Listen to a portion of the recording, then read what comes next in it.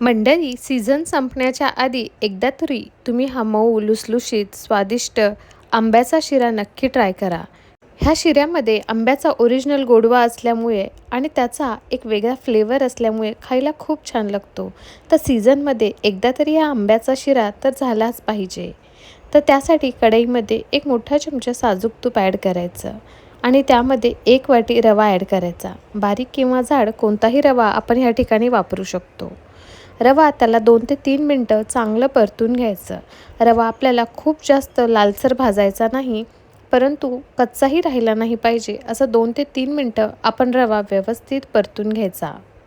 रवा परतत असताना काळजी घ्यायची की गॅस हा मीडियम किंवा बारीकच असला पाहिजे, नाहीतर रवा हा जास्त डार्क होतो किंवा जळू शकतो. ह्या ठिकाणी आपण 1.5 वाटी पाणी ॲड करून घ्यायचं आणि ते एकदा व्यवस्थित मिक्स करायचं. हे व्यवस्थित मिक्स झाल्यानंतर 1 वाटी ह्या ठिकाणी आपण आंब्याचा पल्प ॲड करायचा. हा आंब्याचा पल्प बनवण्यासाठी कोणतंही पाणी किंवा साखर टाकलेली नव्हती. फक्त आंबा व्यवस्थित मिक्सरमधून चांगला बारीक करून घेतला होता, म्हणजे त्याच्या गाठी त्यामध्ये राहत नाहीत. बिना पाण्याचा बिना साखरेचाच हा आंब्याचा पल्प आपण ह्या ठिकाणी वापरलेला आहे. हा सुद्धा आपण व्यवस्थित मिक्स करून घ्यायचा आणि अर्धा वाटी साखर ॲड करायची. प्रत्येक वेळेस आपण जेवढा रवा आहे तेवढी साखर ॲड करतो, परंतु आंब्याच्या शिऱ्यामध्ये मात्र आपण 1 वाटी रव्यासाठी अर्धा वाटी साखर वापरायची, कारण त्या ठिकाणी आंब्याचा सुद्धा ओरिजिनल गोडवा असतो. त्यामुळे जे आपण आंबे ह्यासाठी घेणार आहोत ते चांगले गोड बघून घ्यायचे आणि त्याचा रंगसुद्धा खूप सुरेख पाहिजे, कारण ह्या ठिकाणी आपण कोणतेही आर्टिफिशियल कलर वापरणार नाहीत. ह्या ठिकाणी मी 4 चमचे दुधामध्ये आधीच केशर थोड्या वेळ सोक करायला ठेवलं होतं. ते सुद्धा दूध आपण ह्यामध्ये ॲड करायचं आणि त्याला व्यवस्थित मिक्स करून घ्यायचं. त्याचबरोबर आपण ह्या ठिकाणी रवा चांगला फुलला पाहिजे आणि शिरासुद्धा चांगला फुलून आला पाहिजे. त्यासाठी अर्धा वाटी ते पाऊण वाटी दूध ॲड करणार आहोत.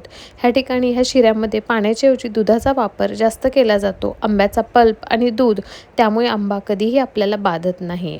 हे सुद्धा दूध आपण शिऱ्यामध्ये व्यवस्थित मिक्स करून घ्यायचं, म्हणजे सर्व काही एकजीव झालं पाहिजे आणि ह्याला एक 5 मिनटासाठी झाकून ठेवायचं, म्हणजे शिरा आपला छानपैकी फुलतो.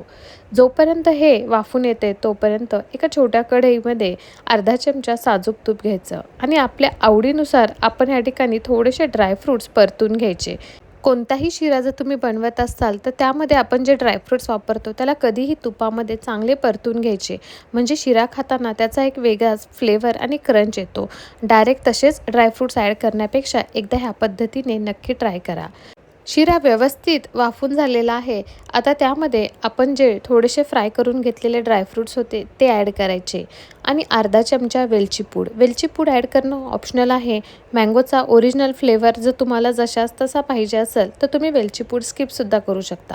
वेलची ॲड केली तरीसुद्धा मँगोचा फ्लेवर हा खूप छान येतो आणि हे सर्व एकदा व्यवस्थित मिक्स करून परत एक 2 मिनटासाठी फक्त झाकून ठेवायचा आणि छान मस्त मऊ लुसलुशीत आंब्याचा शिरा फक्त 5 ते 10 मिनटांमध्ये बनून तयार होतो.